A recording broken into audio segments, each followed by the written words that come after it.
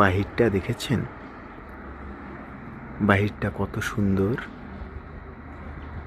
এটা ইউরোপ, এটা ইউরোপের দেশ জার্মানি। এখানে আসলে আপনি এরকম সুন্দর রাস্তা পাবেন, কোলাহল মুক্ত নীরব ছায়া পাবেন, জীবনের নিরাপত্তা পাবেন, অনেক কিছু পাবেন। কিন্তু সবচেয়ে দুঃখের বিষয় কি, এখানে আসলে আপনি একটি জিনিস হারিয়ে ফেলবেন।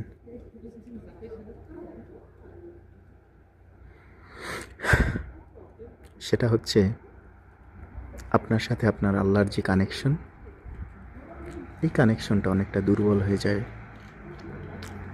কখনো কখনো এমন হবে যে আসলে আপনার সেই কানেকশনটা আর থাকবেই না। মাঝে মাঝে মনে হয় কি, সব কিছু ছেড়ে বাড়িতে চলে যাই।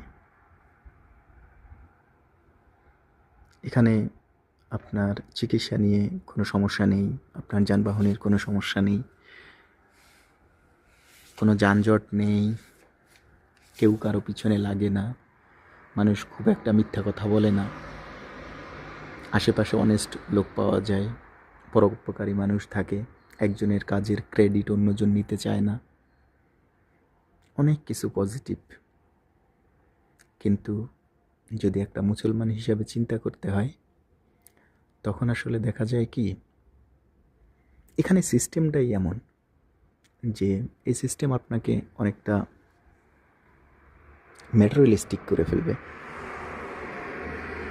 এখানে আসলে আপনার আবেগের কোনো মূল্য নেই, এখানে মূল্য আপনার কাজের।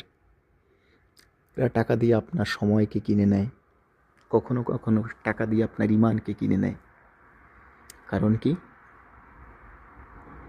প্রতিটা মাসে আপনার খরচ বাংলাদেশি টাকার কমপক্ষে 1 লক্ষ টাকা। তাহলে এই 1 লক্ষ টাকা ইনকাম করার জন্য আপনাকে কি করতে হবে? সকাল বিকাল দুপুর রাত ছুটতে হবে।